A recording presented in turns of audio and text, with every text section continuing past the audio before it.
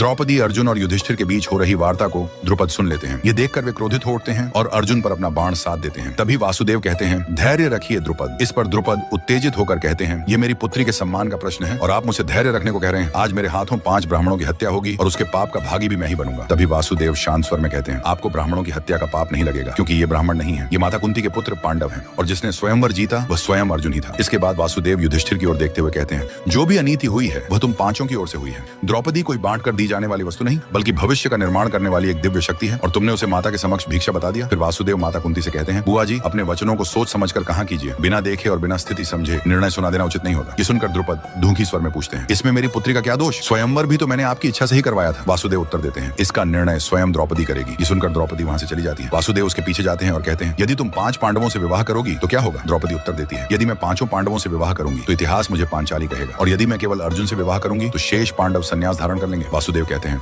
यदि तुम्हें अपने जीवन के उद्देश्य को पूरा करना है तो अपने सम्मान पर लगने वाले दाग को भी स्वीकार करना होगा। इस पर द्रौपदी दृढ़ स्वर में कहती है, मेरा अग्निकुंड से जन्म किसी विशेष उद्देश्य से हुआ है, इतिहास को बदलने के लिए, और मुझे वह इतिहास बदलना ही होगा।